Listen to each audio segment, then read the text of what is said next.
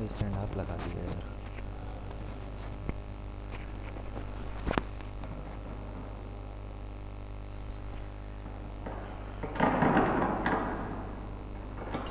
اس کا دروازہ بند کر رہا ہوں اسپیکر والے کمرے میں. دروازہ بند.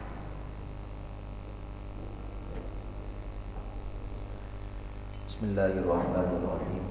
الحمد للہ رب العالمین. والصلاة والسلام علی سید الانبیاء وقائد المرسلین.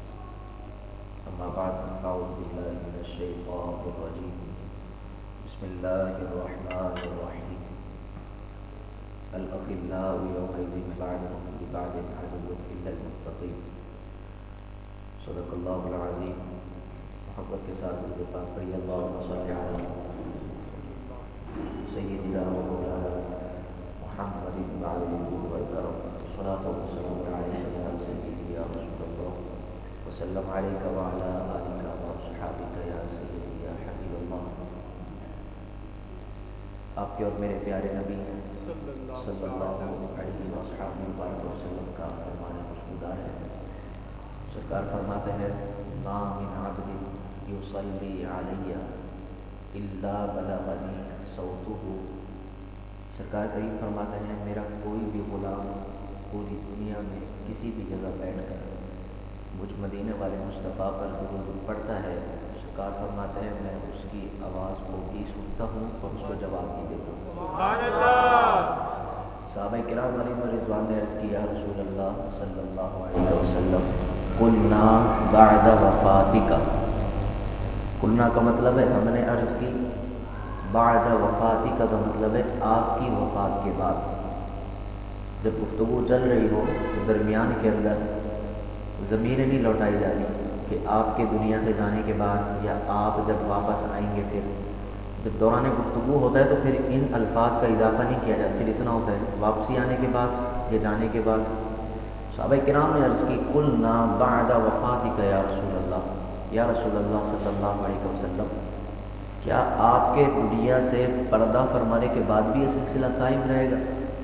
سرکار کریم صلی اللہ علیہ وسلم نے ارشاد فرمایا حیث کان الا بلغنی صوتہ. سرکار نے فرمایا نعم بالکل میرے صحابہ کرام میرے دنیا سے پردہ کرنے کے بعد قیامت کی دیواروں تک یہی سلسلہ قائم رہے گا کہ پوری دنیا میں کسی بھی جگہ بیٹھ کر میرا کوئی بھی غلام درود پڑھے گا تو میں اس کا درود سنوں گا بھی اور اس کو جواب بھی عطا کروں گا. تو اس ایمان اور اس عقیدے کے ساتھ ہم لوگ درود پاک پڑھتے ہیں اور کثرت سے پڑھتے رہنا چاہیے. بہت ساری فروز و برکات ہیں.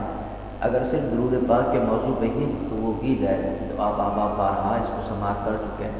بلکہ کئی اشخاص جو عمر میں مجھ سے بھی زیادہ ہیں وہ بچپن سے سننے لگے ہوں گے. جب بندہ ہوش سنبھالتا ہے 8 سال 10 سال کی عمر ہو اور اگر کوئی علمی گھرانے سے اس کا تعلق ہو والدین کو یہ خوش اسلوبی پتہ ہو تو اس وقت سے وہ یہ درود پاک کے فضائل و برکات اور اس کی فضیلتیں سن کر ساری زندگی بندہ جب بھی سنتا ہے ایک نئی فضیلت سننے کو ملتی ہے درود پاک کی. تو اس کے اوپر بے شمار فضائل و برکات ہیں. 1 کی تعداد سے لے کر 1 کروڑ کی تعداد 1 ارب کی تعداد ہر عدد کے بارے میں سرکار نے الگ فضیلت بیان فرمائی ہے. تو جتنا ہو سکے دن میں جتنا آپ کو وقت میسر آئے تو سرکار کریم صلی اللہ علیہ وسلم کی ذات اقدس پہ درود پاک پڑھتے رہا کریں. اللہ پاک نے قرآن مقدس میں سورہ زخرف کی آیت نمبر 67 آیت نمبر 67 میں ارشاد فرمایا الاخلاء یومئذ بعضهم لبعض عدو الا المتقین. سیدی اعلیٰ حضرت امام اہل سنت مجدد دین و ملت شاہ امام احمد رضا خان قاضی بریلی رحمۃ اللہ تعالیٰ علیہ آپ نے اس آیت مقدسہ کا ترجمہ کچھ یوں فرمایا ہے. آپ فرماتے ہیں کہ گہرے دوست اس دن ایک دوسرے کے دشمن ہوں گے مگر پرہیزگار. اب یہ لفظی طور پر تو ترجمہ سمجھنا بالکل آسان ہے. اس میں کوئی زیادہ ہیر پھیر والی بات نہیں ہے. تفاسیر کے اندر بس اوقات ایسا ہوتا ہے کہ تفسیر جو بھی مفسر لکھتا ہے وہ اپنے طور سے اپنے طریقے سے اپنے انداز سے اس کو پیش کرتا ہے. لیکن ساتھ ہی ایک مسئلہ عرض کرتا چلوں. رمضان المبارک میں بھی میں نے عرض کیا تھا اور جانے بغیر عرض کرتا رہتا ہوں. تفسیر بالرائے کرنا یہ حرام ہے. تفسیر بالرائے بالرائے کا مطلب ہے کہ اپنی طرف سے تفسیر کو بیان کرنا یہ بولیے ذرا حرام ہے. مثال کے طور پہ کسی شخص نے قرآن مقدس کی آیت بیان کی اور کہا کہ میرا دل یہ کہتا ہے کہ اس کی تفسیر یہ ہے. اپنے سے اگر اس کی تفسیر بیان کر دی تو یہ شرعی مسئلہ ہے کہ قرآن کی تفسیر بالرائے بیان کرنا حرام ہے. لہٰذا مفسرین کرام نے بھی قرآن کی تفاسیر لکھی ہیں. اب ان کے اندر بھی چان پٹک کرنے کی ضرورت ہے کہ آیا یہ مفسر کون ہے جس نے قرآن کی تفسیر لکھی ہے، جس کی ہم تفسیر پڑھ رہے ہیں. اس کا علم جاننا بھی ضروری ہے کہ جس کی ہم تفسیر لکھی ہوئی پڑھ رہے ہیں وہ خود کون ہے. آیا اس کو تفسیر کا علم تھا، ترجمے کا علم تھا؟ اتنی تفاسیر کھنگالنے کے بعد اس نے تفسیر کا نچوڑ نکال کے دیا. کیا یہ تفسیر بھی صحیح ہے؟ بس اوقات تفاسیر ایسی ملتی ہے کہ اس کے اندر قرآن مقدس تو دور کی بات، عام زبان اس کے اندر استعمال کر کے عوام کے ایمان کو خراب کیا جاتا ہے. لہٰذا ترجمہ جب بھی پڑھنا ہو تو سیدی اعلیٰ حضرت امام اہل سنت شاہ امام محمد رضا خان فاضل بریلی رحمۃ اللہ تعالیٰ، آپ کا بڑا ہی خوبصورت ہے ترجمہ کنز الایمان. اور یہ مفتی قاسم صاحب نے جو اب تفسیر صراط الجنان لکھی ہے، اگر آپ یہ صراط الجنان شریف کا مطالعہ کریں تو اس میں ہر آیت کے بعد ترجمہ بھی ہے اعلیٰ حضرت کا، اور نیچے تفسیر بھی لکھی ہوئی. یہ 10 جلدوں پر مشتمل ہے. مفتی قاسم صاحب زیدہ شرفون ہے اس کی یہ تفسیر فرمائی گی صراط الجنان کے نام سے، اور بہت آسان فہم انداز میں اس کا مطالعہ کریں. اس وقت میری معلومات کے مطابق پوری دنیا میں روئے زمین میں سب سے زیادہ جو تفاسیر پڑھی جاتی ہے ان میں صراط الجنان اس وقت پہلے نمبر پر ہے. اس کی وجہ یہ ہے کہ دعوت اسلامی کا پلیٹ فارم اور دعوت اسلامی کی نمائندگی اس وقت جو پوری دنیا میں ہے، اور ایک بہت بڑی آرگنائزیشن ہے دعوت اسلامی، اور ان کے تحت جن جن مقامات پہ درس قرآن ہو رہے ہیں صبح فجر کے بعد ہفتہ وار ماہانہ، وہاں صراط الجنان سے درس دیا جاتا ہے. اور ان کے سامنے بڑے خوبصورت انداز میں لکھی ہے. اگر آپ لوگوں کو بھی کبھی ٹائم ملے، وقت میسر آئے تو اس کا مطالعہ کریں، انشاءاللہ آپ کا دل خوش ہوگا. آئیے دوبارہ سے پلٹتے ہیں موضوع کی طرف. فرمایا قیامت والے دن جو گہرے دوست دنیا میں تھے نا، ایک دوسرے کے بہت گہرے دوست تھے، ایک دوسرے کے بغیر رہ نہیں سکتے تھے. ہاں جئیں گے بھی ساتھ، مریں گے بھی ساتھ. اس کے علاوہ جو اور الفاظ ہیں، یہ میرا جگری دوست ہے، یہ میرے رشتہ داروں سے بڑھ کر ہے، یہ میرے بھائی سے بڑھ کر ہے، میری جان اس پر نچھاور ہوتی ہے. یہ سارے الفاظ میں نے آپ کو بتائے ہیں.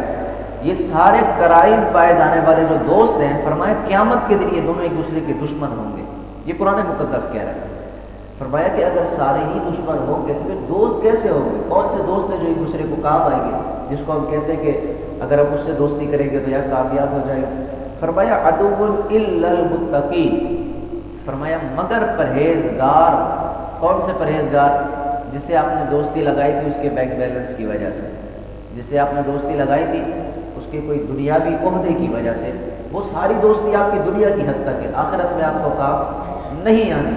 لیکن اگر آپ نے کسی سے دوستی اس لیے لگائی تھی کہ یہ داتا علی حجویری کا چاہنے والا ہے، اور کسی سے دوستی اس لیے لگائی تھی کہ یہ عبداللہ شاہ غازی کا چاہنے والا ہے، اور کسی سے دوستی اس لیے لگائی تھی کہ یہ مدینے والے مصطفیٰ کے احکامات پڑھ کے سناتا ہے، اور دوستی اس لیے لگائی تھی کسی عالم سے کہ سن رکھا تھا کہ قیامت والے دن علماء بھی شفاعت کر کے جنت میں لے کے جائیں گے، تو فرمایا الا المتقین، یہ دوستی اس کو قیامت کے دن کام آئے گی. اس کے علاوہ کوئی اور دوستی اس کو کام نہیں آئے گی.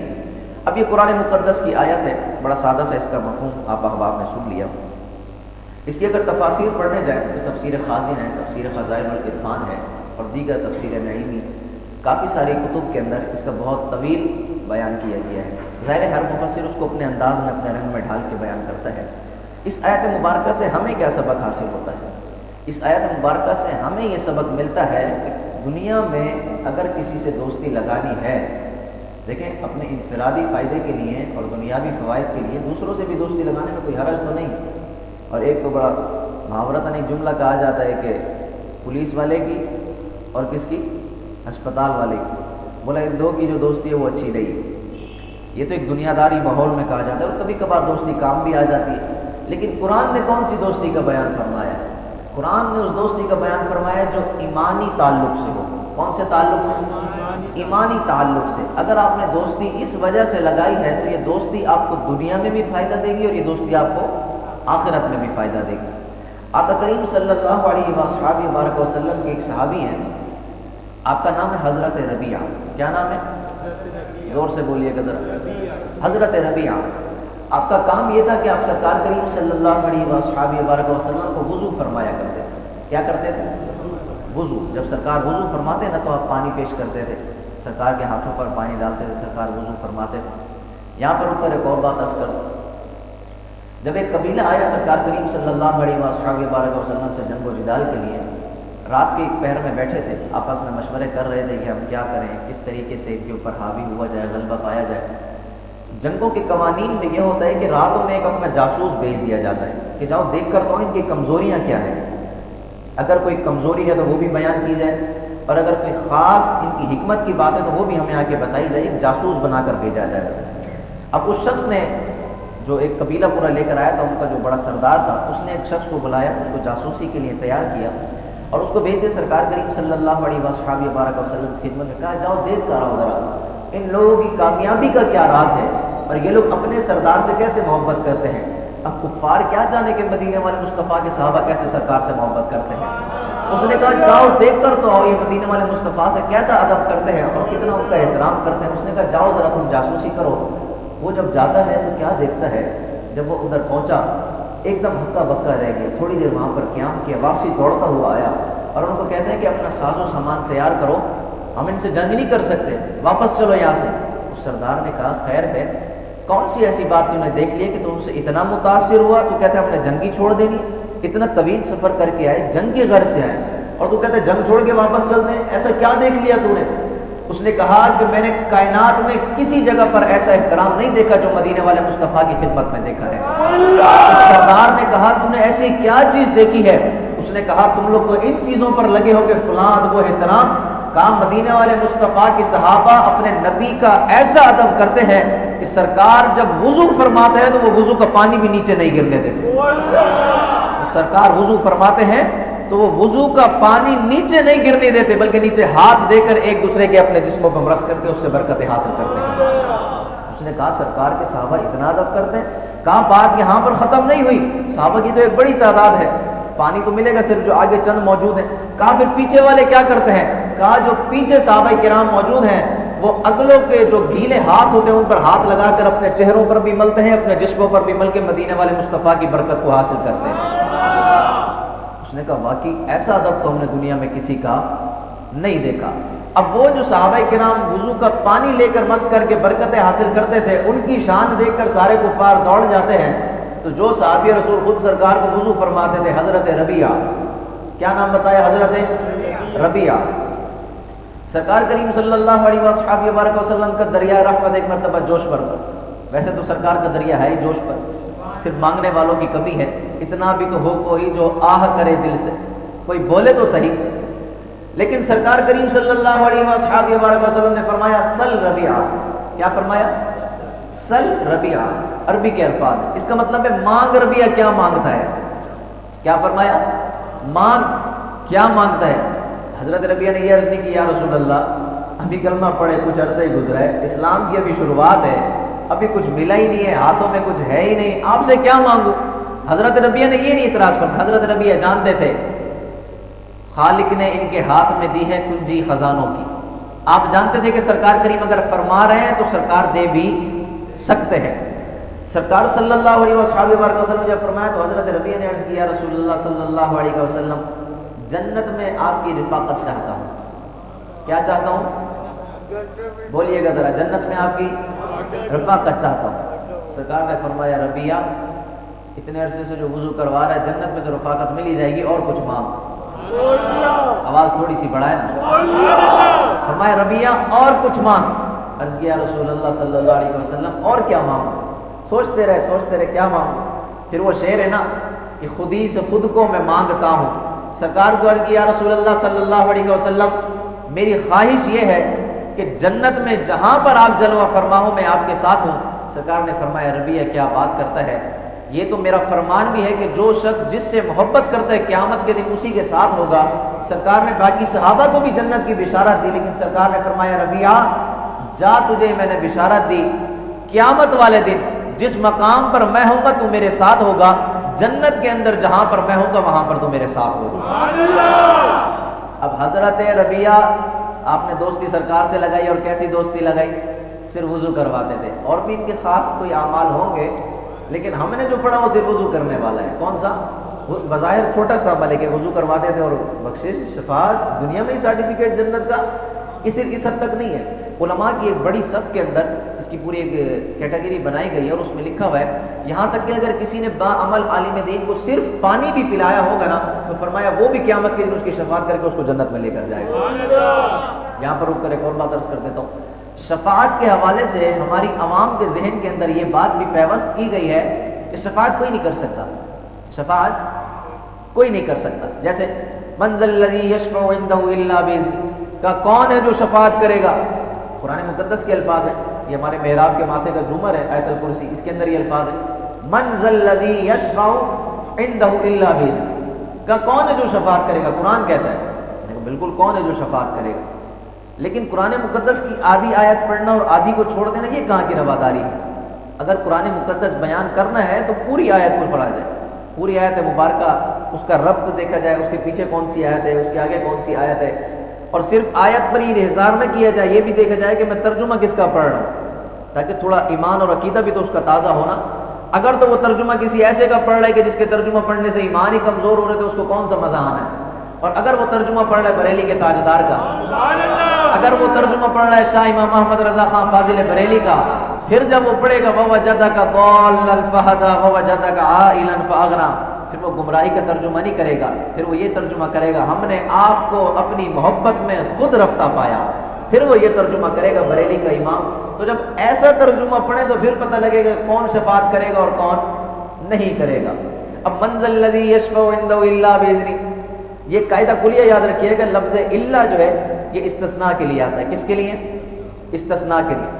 تھوڑی سی مشکل بحث ہے لیکن آپ اس کو سمجھیں انشاءاللہ نتیجے میں آپ کو مزہ آئے گا، بولیے سبحان اللہ۔ مثال کے طور پہ وما ارسلناک الا رحمۃ للعالمین، وما ارسلناک ہم نے نہیں بھیجا آپ کو، یا رسول اللہ بھیجا تو ہے آپ کو، پھر کیسے؟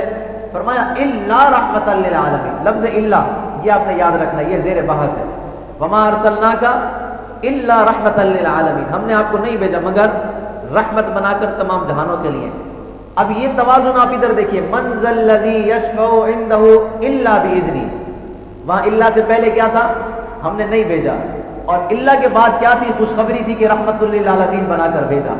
یہاں الا سے پہلے یہ ہے من ذا الذی یشفع عنده الا سے پہلے یہ ہے کہ رب کی بارگاہ میں کس کی جرت ہے کہ نگاہوں کو اٹھا کر گفتگو کرے اور لوگوں کی شفاعت کر کے بخشوا کے جنت میں لے کے جائے؟ فرمایا الا باذنی، الا کے بعد یہ خوشخبری ہے کہ جس کو میرا رب اجازت عطا فرمائے گا۔ تو سوچئے ذرا پوری کائنات میں کون سی ایسی ہستی ہے جس کو میرا رب اجازت عطا فرمائے گا؟ تو بلا شبہ، بلا تشبیہ، بلا تمثیل، اگر کوئی اندھا بھی ہو، کوئی بہرا بھی ہو، کوئی کانا بھی ہو، تو اس کا اگر دل کسی طرف مائل ہوتا ہے تو وہ مدینے والے مصطفیٰ کی ذات ہے۔ کس کی ذات ہے؟ مدینے والے مصطفیٰ کی۔ کہ شفاعت کون فرمائیں گے؟ سب سے پہلے سرکار کریم صلی اللہ علیہ وآلہ وسلم، یہاں تک کہ دیگر انبیاء کرام علیہ السلام بھی بعد میں شفاعت فرمائیں گے۔ یہاں رک کر ایک اور بات عرض کروں، لیکن یہ باتیں تو ہم نے دنیا میں سن رکھی ہیں کہ قیامت والے دن سب سے پہلے حضرت آدم کے پاس جائیں گے، پھر حضرت نوح کے پاس جائیں گے، حضرت شیش کے پاس جائیں گے، تمام انبیاء کرام کے پاس جائیں گے نا، درجہ بدرجہ باری باری جاتے رہیں گے، کہیں گے اور نبی اذهبوا الی غیری، میرے حضور کے لب پر انا لہا ہوگا، کہیں گے اور نبی اذهبوا الی غیری، آج کسی اور کے دروازے پر جاؤ، آج کسی اور کے دروازے پر جاؤ۔ یہ تو ہم نے دنیا میں سن لیا، تو کیوں نہ قیامت والے دن ڈائریکٹ مدینے والے مصطفیٰ کے دربار میں جایا جائے؟ ذہن میں خیال آتا ہے نا، کیوں نہ ڈائریکٹ پہلے مدینے والے مصطفیٰ کے دربار میں چلے جائیں؟ جب ہم نے دنیا میں پڑھ ہی لیا ہے، دیکھ ہی لیا ہے کہ سیدھا سرکار کے پاس ہی جانا ہے، تو ضروری ہے پہلے کم و بیش 1.25 لاکھ انبیاء کے پاس چکر لگا کے پھر سرکار کے پاس جائے۔ فرمایا کس لیے؟ فقط اتنا سبب ہے انعقاد بزم محشر کا کہ ان کی شان محبوبی دکھائی جانے والی۔ بس یہ سارا چکر جو ہے، یہ سارا سلسلہ جو ہے صرف اس وجہ سے ہے کہ آدم کے پاس بھی جاؤ تو یہی جواب ملے گا کسی اور کے دروازے پہ جاؤ، نوح کے پاس بھی جاؤ گے یہی جواب ملے گا کسی اور کے دروازے پر جاؤ، عیسیٰ کے پاس جاؤ، شیش کے پاس جاؤ، ابراہیم کے پاس، اسماعیل کے پاس، داؤد علیہ السلام کے پاس، ایوب علیہ السلام کے پاس، کسی کے پاس جاؤ یہ جواب ہوگا آج کسی اور دروازے پر جاؤ۔ لیکن جب مدینے والے کے دروازے پر آؤ گے تو جواب یہ نہیں آئے گا کہ کسی اور دروازے پہ جاؤ، مدینے والے مصطفیٰ کے دروازے سے یہ جواب آئے گا انا لہا، میں تو تمہارے انتظار میں بیٹھا ہوں۔ سرکار کریم صلی اللہ علیہ وآلہ وسلم کیا فرمائیں گے؟ انا لہا، کہیں گے اور نبی اذهبوا الی غیری، میرے حضور کے لب پر انا لہا ہوگا۔ سرکار فرمائیں گے میں تو تمہارے انتظار میں بیٹھوں، آؤ میں تمہاری شفاعت کر کے تمہیں جنت میں لے کے جاؤں گا۔ اب قرآن مقدس کی آیت سے ہم نے جو سبق حاصل کرنا ہے وہ یہ ہے کہ دنیاوی دوستیاں، تعلق، مفادات اپنی جگہ پر، لیکن اصل جو دوستی ہے جو آخرت میں کام آئے گی وہ کون سی دوستی ہے؟ الا المتقین، الا المتقین، متقیوں کی دوستی، پرہیزگاروں کی جو دوستی ہے وہ روز محشر کام آئے گی۔ اب میں یہاں پہ تھوڑی سی اور تفصیل بیان کر دوں۔ متقین سے مراد کیا ہے؟ متقین سے مراد کیا ہے؟ قرآن مقدس میں اللہ پاک نے ارشاد فرمایا الا ان اولیاء اللہ لا خوف علیہم ولا هم يحزنون الذین آمنوا وکانوا یتقون، الذین آمنوا وکانوا یتقون۔ توجہ ادھر رکھیے گا ذرا۔ قرآن مقدس میں فرمایا کہ اللہ کے جو ولی ہیں ان پر نہ کوئی خوف ہوتا ہے اور نہ ہی وہ غمگین ہوتے ہیں، اور ساتھ ہی فرمایا وہ کون لوگ ہوتے ہیں؟ فرمایا الذین آمنوا، یہ پہلی صفت ہے، الذین آمنوا وہ ایمان والے ہیں، اور دوسری کون سی ہے؟ یتقون، تقوی والے ہیں۔ کون سی صفت ہے؟ تقوی والے۔ یہ دو صفات بیان کی گئی ہیں۔ کتنی صفات؟ تھوڑی سی آواز بڑھائیے گا، اگر پیچھے والوں کو بھی آواز آ رہی ہے تو بولیں کتنی صفات؟ دو صفات بیان کی گئی ہیں۔ صفات متخصصہ، یہ کس کے لیے؟ اللہ کے ولی کی شان کے لیے۔ فرمایا اس کی شان یہ ہوگی کہ وہ ایمان والا بھی ہوگا اور تقوی والا بھی ہوگا۔ اگر صرف اس کے پاس ایمان ہے، مثال کے طور پہ ایمان ایسا ہے کہ پانچوں نمازیں بھی پڑھتا ہے، اشراق چاش بھی پڑھتا ہے، تہجد بھی پڑھتا ہے، اوابین بھی پڑھتا ہے، دین کی تبلیغ بھی بہت کرتا ہے، گھر سے دور بھی رہتا ہے، 4 مہینے کے سفر بھی کاٹتا ہے، مشکلات کے سفر بھی طے کرتا ہے، بہت زیادہ ہارڈ ورک بھی کرتا ہے، لیکن سرکار کے علم غیب کو نہیں مانتا، اس کا ایمان کامل، بولیے ذرا، اس کا ایمان کامل نہیں ہے۔ سرکار کو حاضر و ناظر نہیں مانتا، اس کا ایمان کامل نہیں ہے۔ سرکار کی شفاعت پر یقین نہیں رکھتا، اس کا ایمان کامل نہیں ہے۔ فرمایا ایمان اس کے اندر بڑا پختہ ہے۔ کیا بات ہے، لوگ اس کی مثالیں دیتے ہیں، نماز ایک نہیں ترک کرتا، بہت وہ نمازی ایسا ہے کہ بس اس کی مثال دی جاتی ہے، لیکن تقوی سے وہ بالکل خالی ہے، کیونکہ تقوی کی جو بنیاد ہے وہ تقوی شروع ہی حضرت صدیق اکبر سے ہوتا ہے۔ آپ لوگ شاید میرا جملہ سنے نہیں ابھی یا سمجھے نہیں آپ۔ تقوی کی جو بنیاد ہے، جو لوگ ڈرتے ہیں اللہ پاک سے، ان میں اگر قرآن نے کسی کی مثال دی ہے تو وہ جناب سیدنا صدیق اکبر۔ حضرت صدیق اکبر کے در سے یہ چیز سوغات لے کر آگے چلتی ہے۔ اب تو جناب صدیق اکبر کو ہی نہیں مانتا، حضرت صدیق اکبر کی افضلیت میں شک کرتا ہے، اور وہ کہے پیر ہے، معذرت کے ساتھ وہ پیر نہیں ہے، وہ کچھ اور ہے۔ سمجھے؟ تو قرآن مقدس نے دو صفات بیان کی گئی ہیں، الذین آمنوا وکانوا یتقون۔ توجہ رکھیے گا، انشاءاللہ آپ کو سمجھ آئے گی۔ پہلا فرمایا ایمان، دوسرا فرمایا تقوی۔ مثال کے طور پہ چائے کن چیزوں سے بنتی ہے؟ چائے کن چیزوں سے بنتی ہے؟ پانی۔ حاجی صاحب اگر پانی نہ ڈالیں دودھ پتی بھی ہے، پھر دودھ، چینی، چائے ان چیزوں سے بن گئی۔ کس سے؟ دودھ اور چینی اور پتی۔ ایسا تو نہیں ہے دودھ ڈال دیں یا چینی ڈال دیں، پتی تینوں میں سے کوئی بھی ایک چیز ڈال دیں چائے بننے کی، ایسا ہے نہیں۔ تو ولی بھی ایسا نہیں ہے کہ بھلے ایمان ہو بھلے تقوی، کوئی بھی ایک چیز پائی جائے ولی بن جائے نا۔ قرآن نے فرمایا الذین آمنوا وکانوا یتقون، فرمایا ایمان بھی ہو اور تقوی کی اس کے اندر صلاحیت بھی ہو، تقوی کا مادہ اس کے اندر پایا جاتا ہو، پھر اس کو اللہ کا ولی کہا جائے۔ ہماری عوام کے اندر یہ ہے یار متقی تو ہے، بڑا پرہیزگار تو ہے، اور کیا چاہیے؟ ٹھیک ہے 2-4 معاملات میں اگر اس کی کمی ہے، ایمان تو اس کا بڑا مضبوط ہے۔ میں نے کہا ایسے ایمان کا کیا کریں جو سرکار صلی اللہ علیہ وسلم کے والدین کے ایمان میں شک کرے، اس کے ایمان کو ہم کیا کریں؟ سمجھ شریف میں آ رہی ہے تھوڑی؟ جو سرکار کریم صلی اللہ علیہ وسلم کے علم غیب کے حوالے سے تھوڑا سا کمزور عقیدہ رکھتا ہوں، وہ ہمارا ایمان کس کام کا؟ ایسا ایمان کسی کام کا نہیں ہے۔ ایمان وہی کام کا ہے جس میں سرکار کی کامل محبت ہو۔ کیا ہو؟ سرکار کی کامل محبت ہو۔ اب یہ دو صفات جس کے اندر پائی جائیں اس کو ولی کہتے ہیں۔ کیا کہتے ہیں؟ ولی کہتے ہیں۔ اب قرآن مقدس نے فرمایا دوستی قیامت کے دن کام آئے گی متقین کی۔ متقی اس کو کہتے ہیں جس کے اندر تقوی پایا جائے۔ اب قرآن کیا کہہ رہا ہے؟ تقوی کس کے اندر ہوتا ہے؟ ولی۔ کس کے اندر؟ تھوڑی سی آواز بڑھائیں، ولی کے اندر۔ اب قرآن تو کہہ رہا ہے ولی سے دوستی لگاؤ، اور 14 صدیاں گزرنے کے بعد کوئی کہے کہ ولیوں سے دوستی کا کوئی فائدہ نہیں ہے۔ جواب آپ لوگوں نے دینا ہے، قرآن کی مانیں گے یا مخلوق کی مانیں گے؟ زور سے ذرا، قرآن کی مانیں گے یا بندوں کی مانیں گے؟ قرآن کی مانیں گے۔ تو پھر آج جمعے سے اگر اٹھ کے جائیں تو داتا علی حجویری کے پکے غلام بن کے جانا ہے۔ آج جب جمعۃ المبارک سے واپس جائیں تو دل کے اندر عبداللہ شغازی کی محبت کو لے کر جانا ہے۔ آج جب جمعۃ المبارک پڑھ کے واپس جائیں تو شہنشاہ بغداد حضور شیخ العبد القادر جیلانی الحسنی والحسینی ثم البغدادی آپ کی محبت کے چراغ کو دلوں کے اندر روشن کر کے جانا ہے، اور قیامت کے دن یہ دوستیاں کام آئیں گی، سمجھے؟ اب 14 صدیاں گزر گئی، اس کے بعد بھی اگر کوئی اپنے سے اس کی تفسیر بیان کرے اور کہیں نہیں اس سے مراد وہ والے متقی ہیں جو ساری نمازیں وقت پر ادا کرتے، تو بالکل وہ متقی بھی اس کے اندر ہیں، لیکن اس متقی کے ساتھ ساتھ وہ تقوی بھی تو پایا جائے نا جس تقوی کا قرآن نے ذکر فرمایا ہے، اور وہ تقوی اگر نہیں پایا جاتا تو پھر اس سے دوستی کا کوئی فائدہ نہیں ہے۔ اگر اس کے اندر ایمان کی دولت ہے، ساتھ تقوی کی دولت ہے، پھر آپ اس سے دوستی کریں، انشاءاللہ قیامت کے دن وہ آپ کی شفاعت کر کے آپ کو جنت میں لے کے جائیں گے۔ اور اسی قرآن مقدس میں فرمایا قیامت کا دن کیسی ہولناکیوں کا دن ہوگا، سگی ماں سگا باپ اس کو پہچاننے سے انکار کر دے گا، بولے گا ہم نہیں جانتے، آپ چھوڑ دیا جائے گا۔ یہ آپ نے قرآن مقدس میں پڑھ رکھا ہے، عبس وتولی ان جاءہ الاعمی، پوری صورت کے اختتام پہ آپ یہ دیکھیں، یہ پورا عنوان بڑے تفصیل کے ساتھ بیان کیا گیا ہے، بہن بھائی رشتہ دار ہمشیرہ، جب سگے والدین ہی چھوڑ گئے تو پیچھے کون بچتا ہے پھر، اور کس نے پہچاننا ہے؟ یہاں تک کہ قریب سے قریب رشتہ جو ہوتا ہے وہ ماں کا ہوتا ہے جو نرم دل ہوتی ہے۔ فرمایا قیامت والے دن ماں کو بھی نفس نفسی کا عالم ہوگا، اپنی اولاد کو پہچاننے سے انکار کر دی گئی اور کہے گی آج جاؤ کہیں اور، ٹھیک ہے دنیا میں ہمارا ایک تعلق تھا، رابطہ تھا، رشتہ تھا، ناتا تھا، آج کسی اور کے پاس جاؤ، ہر چیز وہاں پر چھوڑ دے گی۔ لیکن قرآن مقدس فرماتا ہے وہاں پر بھی اگر تمہارا دامن کوئی تھامے ہوئے ہوگا، اگر کوئی دوستی کوئی بات کوئی مفاد تمہیں کام آئے گا، الا المتقین، وہ متقیوں کی دوستی تمہیں کام آئے گی۔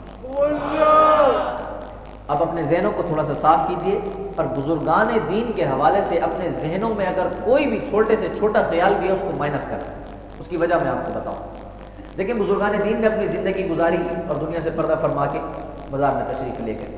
اب بعد میں آنے والے نہ جانے کس نے کون سی کتاب میں کیا چیز ایڈ کر دی ہو۔ میں پچھلے دنوں داڑھی کے مسئلے پہ ایک شخص سے گفتگو کر رہا تھا، اس نے کہا میں حنبلی ہوں۔ کیا ہوں؟ حنبلی، امام احمد بن حنبل کا ماننے والا ہوں۔ میں نے کہا ٹھیک ہے، امام احمد بن حنبل کے ماننے والے ہیں، میرا ایمان یہ نہیں مانتا کہ امام احمد بن حنبل نے کہا ہو کہ داڑھی کو کینسی لگاؤ۔ وہ بالکل چونک گیا ایک دم سے۔ میں نے کہا آپ بالکل امام احمد بن حنبل کے ماننے والے ہیں، امام احمد بن حنبل محدثین کی صف میں بھی ایک بہت بڑا نام ہے، فقیہ کی صف میں بھی ایک بہت بڑا نام ہے۔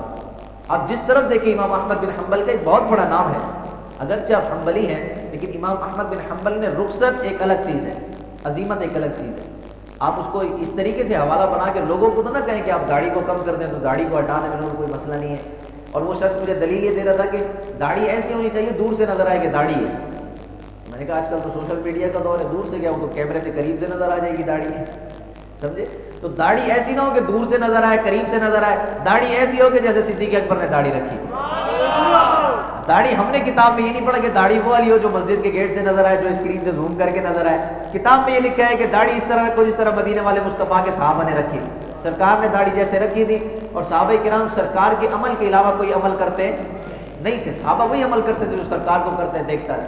اب صحابہ کرام علیہ رضوان کی داڑھی اس طرح کی، صحابہ کرام کو دیکھا تابعین، تبع تابعین، اولیاء کاملین، محدثین، مفکرین۔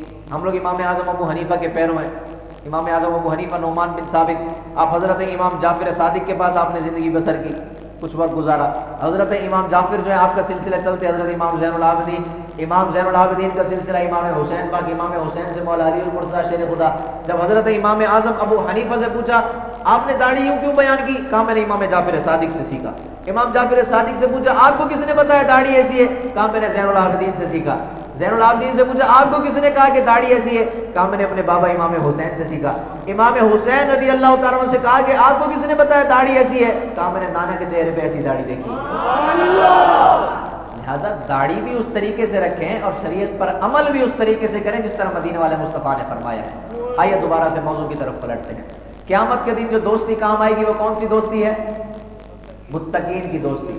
ابھی تو ہوم ورک دیے ہی نہیں، کلاس کا سبق کلاس میں تو دہرائیں نا تھوڑا سا۔ کون سی دوستی کام آئے گی؟ متقین کی دوستی کام آئے گی، اللہ والوں کی۔ اب ہم نے یہ دیکھنا ہے جنہوں نے اپنی زندگیاں بسر کر لی، اللہ والوں کے ساتھ دوستی لگائی یا نہ لگائی۔ آج ہماری نوجوان نسل کس کے ساتھ دوستی لگا رہی ہے؟ ہماری نوجوان نسل کس کے ساتھ دوستی لگا رہی ہے؟ پچھلے کئی جمعوں کا یہ تجربہ رہا ہے اور ابھی بھی یہی ہے، جتنی کتابیں لے کر آتے ہیں صرف قرآن کی تفسیر کے اندر ہی وہ ٹائم گزر جاتا ہے، باقی کچھ مواد بیان کرنے کا وقت ہی نہیں ہوتا، اور ہماری عوام بھی تھوڑی خاصا اہتمام کے ساتھ تشریف لاتی ہے، اللہ پاک جل لانے کی توفیق دے۔ تو آج ہماری جو نوجوان نسل ہے اس نے دوستی کس کے ساتھ رکھی ہوئی، اس پہ آپ لوگوں نے غور کرنا ہے۔ کیا کرنا ہے؟ غور کرنا ہے۔ کالج، یونیورسٹیز، یہ سارے معاملات جو ہیں آج بہت آگے کو چلی گئی ہیں، معاملہ بہت زیادہ آگے۔ میں پچھلے دنوں گیا تھا ایک یونیورسٹی کے اندر، وہاں پہ ایک دوست نے بتایا کہ یہاں پر طرح طرح کے اعتراضات کیے جاتے ہیں۔ مثال کے طور پر کا اعتراض یہ کیا جاتا ہے کہ ہم سب کو اللہ نے بنایا، اللہ کو کس نے بنایا؟ ایک اعتراض ذہن میں ڈال دیا گیا، اس کو کہتے ہیں من شر الوسواس الخناس۔ قرآن مقدس کی آیت ہے سورہ ناس کی، من شر الوسواس الخناس، برے خیالات کو ذہنوں کے اندر منتقل کر کے چھوڑ دیا جاتا ہے۔ مثال کے طور پہ دو دوستوں کی آپس میں بہت اچھی محنت ہے، محبت ہے، آپس میں یاری ہے، کوئی تیسرا آ کے بولے یار وہ تیرے بارے میں ایسا کہہ رہا ہے، بھلے اس نے نہ بھی کہا ہو لیکن اس کے دماغ کے اندر وسوسہ آ گیا۔ کیا آ گیا؟ وسوسہ۔ جب بھی وہ محبت کا دم بھرے گا، کوئی بات کرے گا، یا اس کو اس کے دماغ کے اندر وہ چلے گا یہ تو میرے لیے دل میں صحیح سوچتا ہی نہیں۔ اس کو کہتے ہیں من شر الوسواس الخناس، اس کے دماغ کے اندر ناپاک وسوسے کو ڈال دیا گیا، اگرچہ اس کی حقیقت کوئی نہیں۔ آج ہمارے کالجز، یونیورسٹیز، اسکول اور دیگر جتنے ادارے، دیگر مقامات ہیں، اور میں مدارس ان چیزوں کو خالی نہیں کر رہا، مدارس کے اندر بھی یہی بچے آتے ہیں دوبارہ پڑھ کے، 2-3 کلاسیں 4 کلاسیں پڑھ کے، تو ان کے ذہنوں کے اندر ان چیزوں کو منتقل کر دیا گیا ہے۔ اور قرآن مقدس کی آیت اس نے بیان کی، میں بڑا حیران رہ گیا۔ اس نے کہا افلا ينظرون الى الابل كيف خلقت، اللہ نے قرآن میں فرمایا، جب اس نے اونٹنی کی تخلیق فرمائی، فرمایا کیا تم نہیں دیکھتے کہ میں نے اونٹنی کو کیسے تخلیق فرمایا؟ افلا ينظرون الى الابل كيف خلقت۔ آگے اس کی مکمل آیت سورہ غاشیہ کے اندر 3-4 آیتیں۔ اس نے کہا جب اللہ پاک نے اونٹنی کو تخلیق فرمایا، اس کو خدا مان لیا ہے، اس کو رب مان لیا، تو جو لوگ ہوائی جہاز بناتے ہیں، بس بناتے ہیں، دیگر سائنسدان ہیں، ان کو خدا کیوں نہیں مانتے؟ اس کو کہتے ہیں من شر الوسواس الخناس، ذہنوں کے اندر وسوسہ ڈال دیا۔ کہا اگر رب نے یہ چیزیں بنائی ہیں تو اس کو خدا مان لیا۔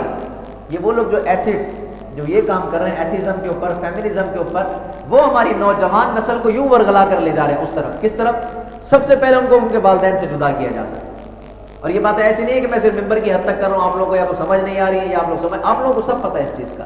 اور جتنے آپ لوگ بیٹھے ہیں، اپنی صاحب اولاد بیٹھے ہیں، آپ لوگ اس چیز کو مانیں گے، آپ لوگ اس چیز کو ایکسیپٹ کریں گے کہ باقی سب سے پہلے اولاد کو والدین سے دور کیا جاتا ہے، والدین سے دور کیا جاتا ہے، اس کے بعد اللہ اور اس کے رسول سے دور کیا جاتا ہے۔ یہ میں دوبارہ سے بات کہتا ہوں، دوبارہ سے سنیں، پہلے والدین سے دور کیا جاتا ہے، پہلے والدین سے۔ اس کی وجہ یہ ہے اگر پہلے اللہ اور اس کے رسول سے دور کیا اور والدین سے نہ کیا تو کیا پتہ اس کا والد کوئی اللہ کے ولی کے چاہنے والا اس کو دوبارہ اللہ اور اس کے رسول سے ملا دے، سمجھے؟ تو پہلے اس کو والدین سے جدا کیا جاتا ہے۔ یہ میں آپ کو پورا ایک سلیبس تیار کر کے بتا رہا ہوں۔ آج یونیورسٹیز، کالجز کے اندر اور ہماری نوجوان نسل کو جس طریقے سے ورگلایا جا رہا ہے، ان کے دماغوں میں جو فطور کو پیدا کیا جا رہا ہے، وہ چیزیں یوں پروان چڑھ رہی ہیں۔ کس طریقے سے؟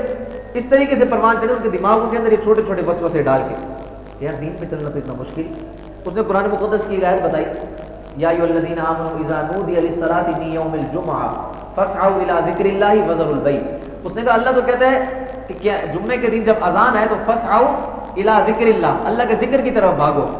بولتا قرآن میں تو نماز کا ذکر ہی ہے، سمجھ رہے میری بات؟ کہا اس سے کہا ذکر اللہ کے ذکر کی طرف بھاگو، قرآن میں یہ تھوڑی کہا کہ نماز کی طرف بھاگو، لہذا جمعے کا انکار کر دیا۔ کیا کیا؟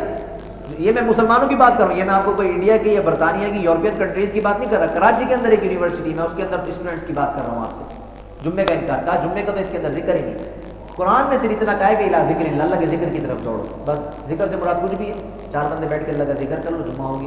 بولا یہ جمعہ تھوڑی ہے جو تم لوگ مسجدوں میں جمعہ پڑھتے ہیں۔ اندازہ کریں آپ، یہ ہماری نوجوان نسل کی تربیت کی جا رہی ہے۔ اور یہ چیز جب یہ بات اس نے کی نا کہ پہلے والدین سے دور کرتے ہیں پھر اللہ اور اس کے رسول سے دور کرتے ہیں، اسی چیز کو الحاد کہتے ہیں۔ کیا کہتے ہیں اس کو؟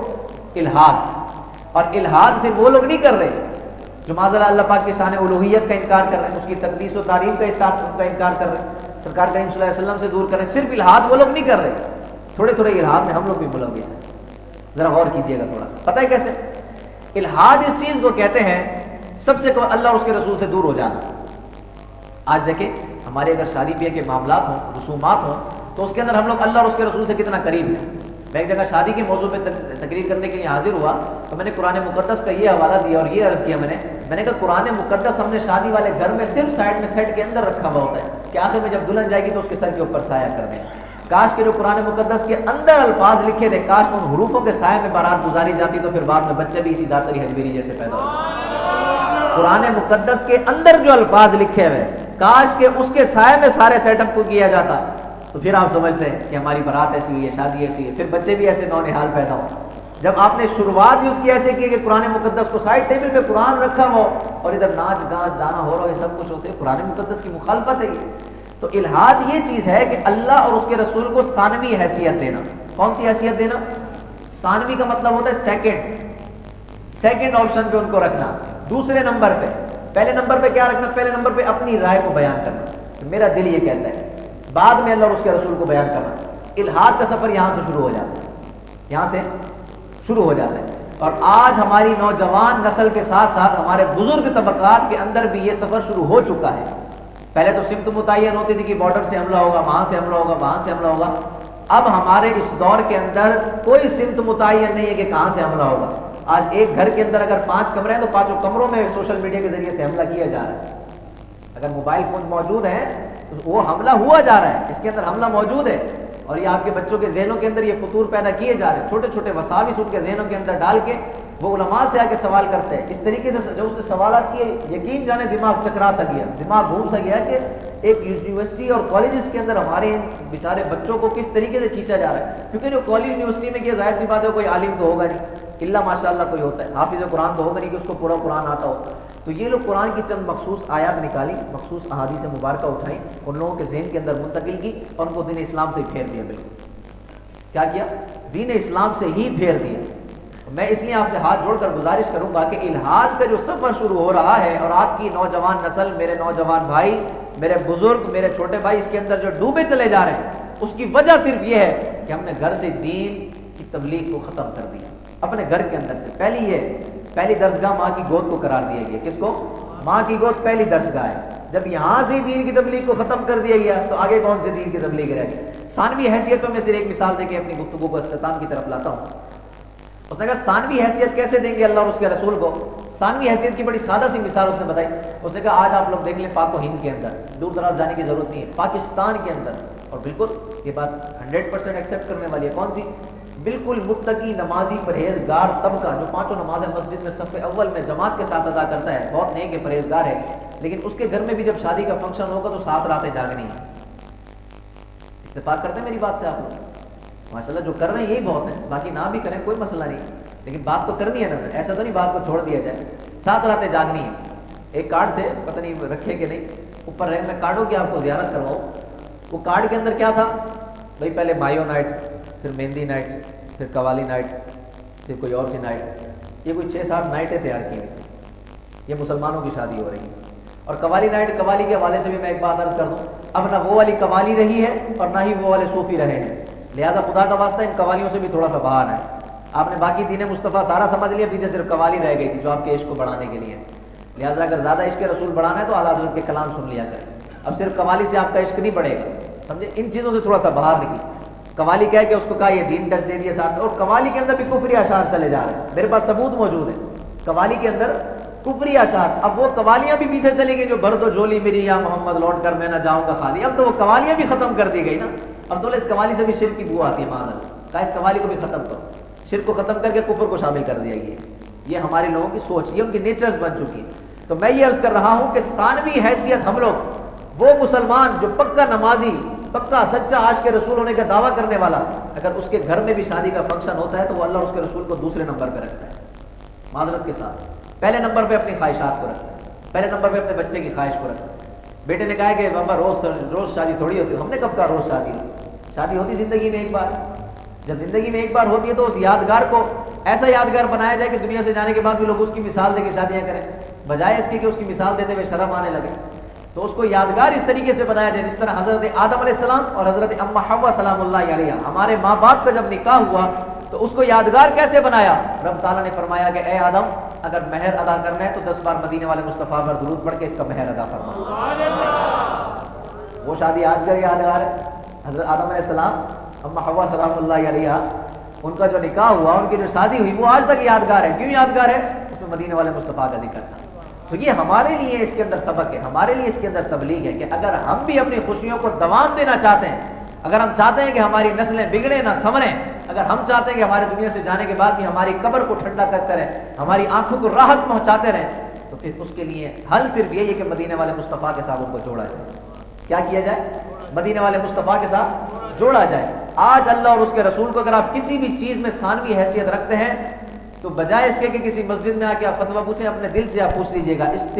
اس سے آپ فتویٰ پوچھیں, اپنے دل سے آپ پوچھیں کہ آپ کیا کر رہے ہیں. اللہ اور اس کے رسول کو دوسرے نمبر پر رکھ رہے ہیں, خود کو پہلے نمبر پر رکھ رہے ہیں. اسی چیز کو الحاد کہا جاتا ہے. صرف الحاد اس کو نہیں کہتے کہ جو باہر لوگ کام کر رہے ہیں وہ تو دین سے دور ہیں, بے رغبتی ہیں. ہماری اپنی بے رغبتیاں بہت ہیں, ہم لوگ خود دین سے بہت دور ہو چکے ہیں. لہٰذا الا المتقین کا ترجمہ اور تفسیر اپنے دلوں کے اندر یہ پیوست کر کے جائیے کہ قیامت والے دن کوئی بھی دوستی کام نہیں آئے گی. قیامت کے دن کوئی بھی دوستی کام نہیں آئے گی. جو بعد میں اشخاص تشریف لائے ان کے لیے میں عرض کر دوں, یہ میں اپنے سے جملہ نہیں عرض کر رہے, قرآن مقدس کی آیت ہے, سورہ زخرف پارہ نمبر 25 آیت نمبر 67. آیت نمبر 67 میں فرمایا الاخلاء یومئذ بعضهم لبعض عدو الا المتقین. فرمایا قیامت کے دن یہ جو دنیا میں گہرے دوست ہوتے ہیں یہ ایک دوسرے کے پکے دشمن ہوں گے. اور کیسے دشمن ہوں گے اس کی تو وجہ ابھی وقت اجازت نہیں دیتا, نہیں تو میں اس کی تفصیل بیان کرتا. وہ دشمن ایسے ہوں گے کہ ایک دوسرے کو کہہ رہے ہوں گے کہ یار تو نے مجھے نہیں بتایا کہ ہم دین کی طرف آ. ایک دوسرے کے اس طریقے سے دست و گرباں ہوں گے, ایک دوسرے کے دشمن ہوں گے. لیکن اگر دنیا میں زندگی ایسی گزاری ہوگی کہ سرکار کریم صلی اللہ علیہ وسلم کی سنتوں پہ چل کے, سرکار کے صحابہ سے محبت کر کے اگر دنیا میں ایسی زندگی گزاری ہوگی تو پھر قیامت کے دن بھی ایک دوسرے کو گلے لگا کر انشاءاللہ جنت میں جا رہے ہوں. تو یہ سبق یہ حاصل کر کے جانا صرف الا المتقین. کیا؟ الا المتقین. قیامت کے دن اگر کوئی دوستی کام آئے گی تو وہ پرہیزگاروں کی. اور پرہیزگار کون ہے؟ میں نے بڑی تفصیل سے عرض کر دیا, اللہ والے. کون؟ اللہ والے. سادے لفظوں میں کون ہے؟ اللہ والے.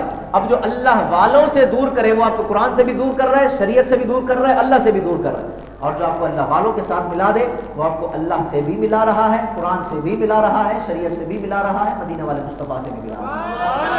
لہٰذا بس اپنی زندگی کا معیار اتنا سا رکھنا ہے, اور دوستی اس سے کرنی ہے جو اللہ کا چاہنے والا ہے, اللہ اس کے رسول کا اور صحابہ کرام اہل بیت کرام. اگر ان ساروں سے محبت کرنے والا ہے دوستی صرف اس کے ساتھ رکھنی ہے بس, اس کے علاوہ کسی اور سے دوستی رکھنی سارے بولے تو میں بیان ختم کروں گا. دوستی رکھنی نہیں ہے. ہاں, کورے ورق کتاب نہیں ہوتے, پتھر دل گلاب نہیں ہوتے. کورے ورق کا مطلب ہے جو پھٹے پرانے صفحات ہوتے ہیں نا وہ کتاب نہیں ہوتے, وہ خود بکھری ہوئی شکل میں ہوتے, ان کے الفاظ ہی نہیں سمجھ آتے. بابا صاحب بابا بلے شاہ صاحب رحمۃ اللہ تعالی علیہ فرماتے ہیں کورے ورق کتاب نہیں ہوتے اور پتھر دل گلاب نہیں ہوتے. بلیا یاری ویکھ کے لائی پھر یارانہ حساب نہیں ہوتا. فرمایا یار سے جب بھی دوستی لگاؤ نا تو پھر یار سے جب دوستی لگائے تو پھر اس میں حساب و کتاب کو چھوڑ دو. آپ ایسی دوستی رکھو ہی نہ کہ آپ کو دنیا میں حساب کرنا پڑ جائے. آپ ایسی دوستی رکھو کہ قیامت والے دن وہ آپ کا ایسا حساب کرے کہ آپ کا ہاتھ پکڑ کے آپ کو جنت میں لے کے جائے. بس اس حساب کی امید رکھنی ہے. دعا ہے کہ اللہ پاک ہمیں مرتے دم تک اپنے پیاروں سے, اپنے سچوں سے محبت کرنے کی توفیق عطا فرمائے. دوران گفتگو اگر میری زبان سے کوئی کلمہ ایسا نکل گیا ہو تو اللہ پاک اپنی جناب سے معافی عطا فرمائے. وآخر دعوانا الحمدللہ.